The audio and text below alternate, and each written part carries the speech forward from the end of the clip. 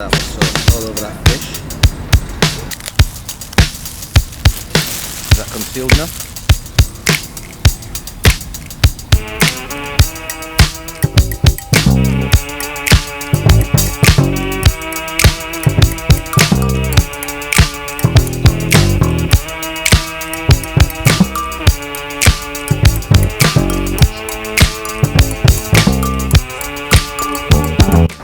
Welcome to NPTV, and welcome to New York City.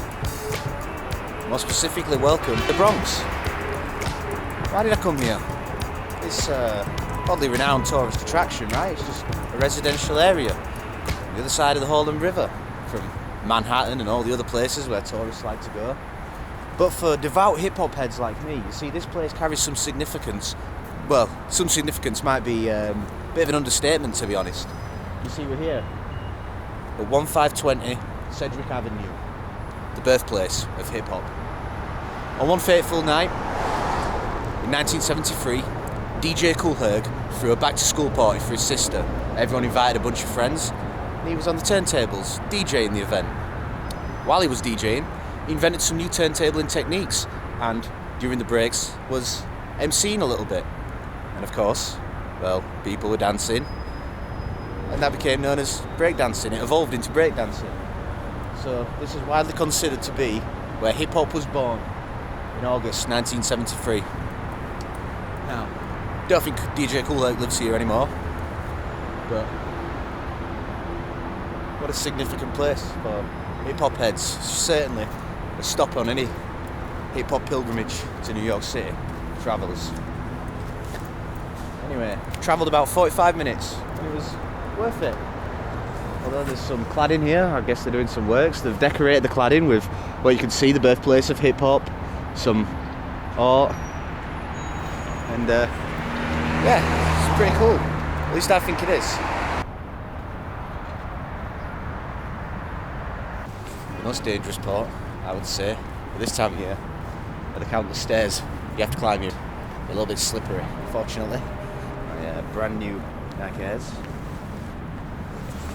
should keep me safe from any nasty slips.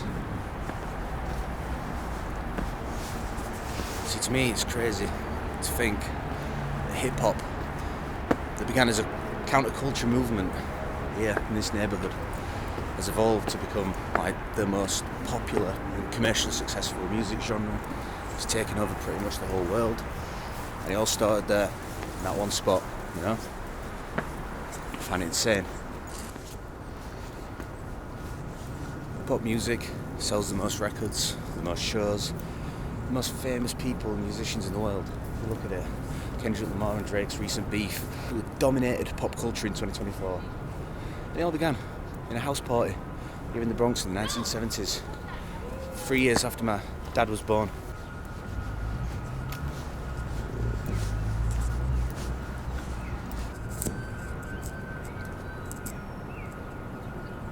Many stairs.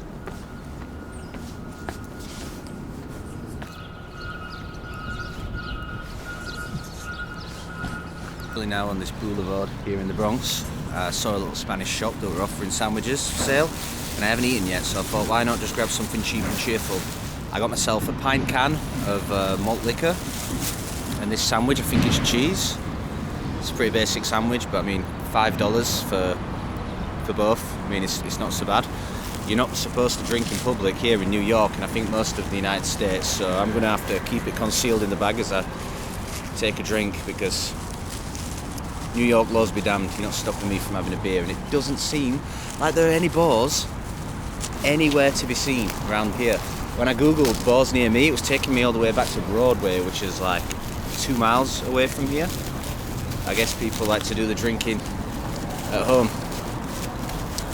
I mean, I suppose some of the restaurants in the area will have a license to sell alcohol, but in terms of just a straight up bar, anyway, let's see what this sandwich is all about.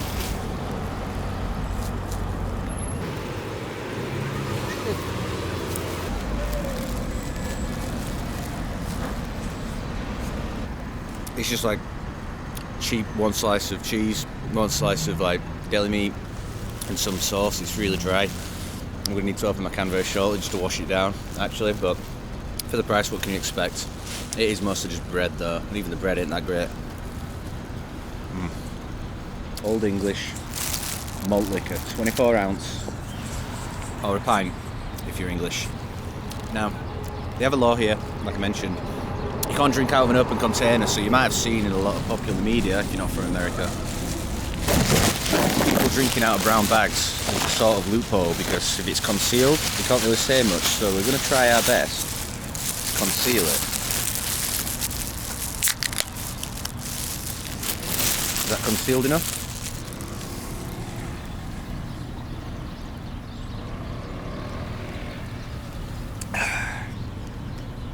You'd never know. We go to the Hip Hop Museum, but it was a pop-up. It's temporarily closed and slated to reopen next year as like a proper museum, which is a real shame. I always find myself travelling to places where one of the main things that I'd love to see is closed. I should probably do more research, but I did plan to come here for the new year anyway, so can't be helped. I guess I'll just wander around the Bronx, see what I can find. Maybe find something better to eat, some street food somewhere, I don't know. I'm really just going in kind of blind. Seems pretty cool, quite a vibrant area. Got a lot of different restaurants and delis. We've got quite a vibrant mix of cultures here, which is reflected in the various shops and restaurants that you see. I mean, there's a seafood house just over there, there's the Spanish shop just there, there's a pizzeria / Hispanic food restaurant. I saw a Neapolitan style pizza place, and I think that's just a reflection of New York in general, which lends itself to a really exciting food scene that I can't wait to explore. But for now, a leisurely jaunt around the Bronx. Most people on the first day in New York City would probably have a little wander around Central Park, but not me. Straight on the subway to Morris Heights. I like to do things a little bit differently here on Andy P TV. I'm going to check out the seafood place. It's calling my name, I think. Let's give it a go.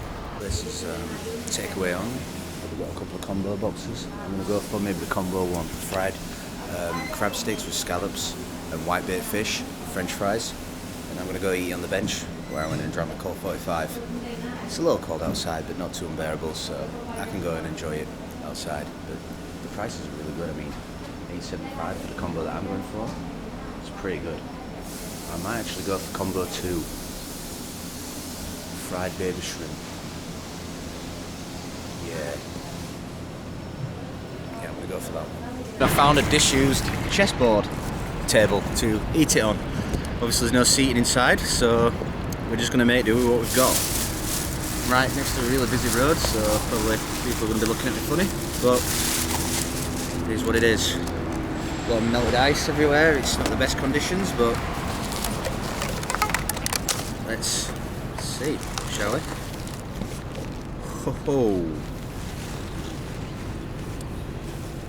That looks good. That was very good.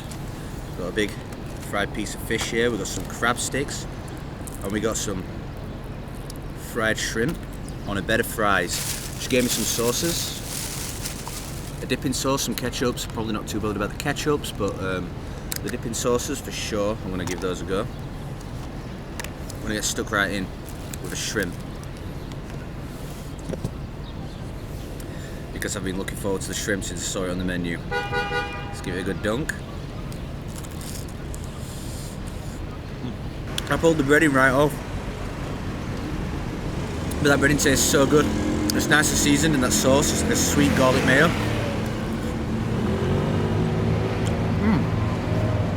And it's a juicy shrimp.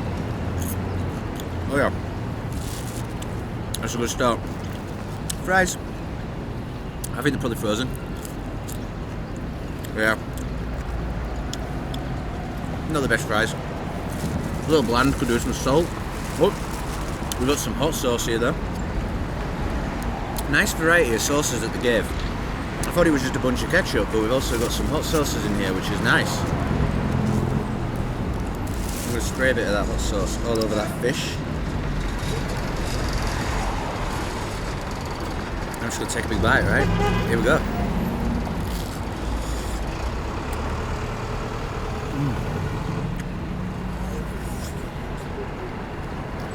Wow.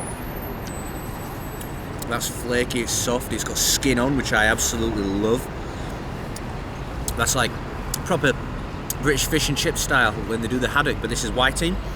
But they do it like the haddock style in an old school British chippy where they have the skin on. Just enhances the flavour for me. Oh, it's so good.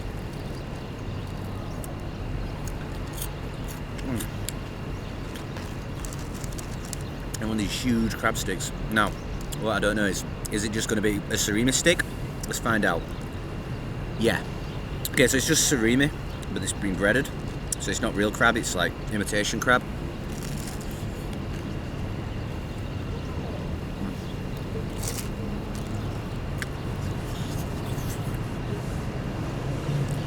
But it tastes good.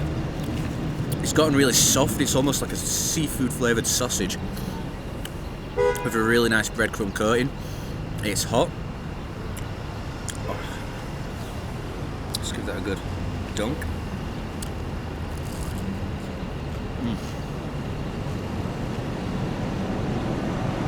Man, for $9, this is incredible. That's like £7. That could get you like 2 pieces of chicken and chips with a can of Coke in England. And in New York City, I mean, I know we're not in the heart of Manhattan here, but come on, $9 for this lot? That's a steal. It's a shame there's no seating areas inside, that lets it down a tiny bit, and there's plenty of space. I don't know if you could tell from the video, but there is plenty of space to actually put some seats in there, like maybe 1 or 2 tables would really help the place out, but jeez.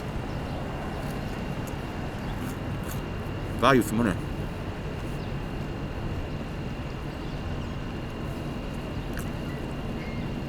Really damn good. I've tried everything, so now I'm going to work my way through it and see you when I'm done. It's absolutely done me, to be honest. I barely even touched the fries. I threw most of them to pigeons, but I managed to eat all the fish. I wasn't letting any of that delicious goodness go to waste, but excellent value. Insane portion size for just $9. Can't complain.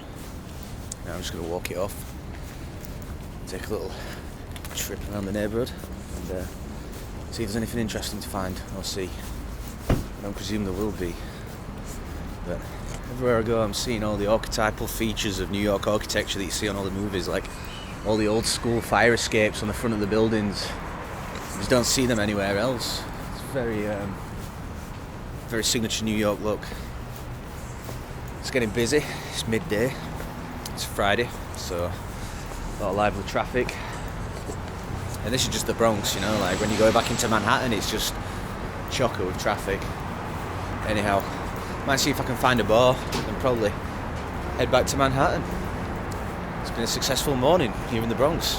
I've seen the birthplace of hip hop, and I've eaten a nice box of fried fish for probably the best value you're going to get in the city. I've got to see a little bit of life outside of the tourist areas, which is always more appealing to me than just seeing the sights, you know. I'm leaving the Bronx, heading back over the Harlem River on a footbridge that takes me back towards Washington Heights. I've just got to say, I've noticed a complete absence of bars. There's literally no bars anywhere. Plenty of shops that sell alcohol that you're not supposed to drink on the streets. Even like the restaurants seem to be not selling much. In fact, there's a bar over there, but it's closed. There's like a bar and lounge. That's the first one I've seen and it's closed. There's no like pubs open early in the day. I don't know if that's just the area of New York that we're in. I've noticed that it's like quite a heavily Muslim neighbourhood, so maybe that influences things a little bit. Maybe, you know, on the way back into Amsterdam Avenue I'll be able to see a lot more pubs open in midday, but yeah, here, nothing.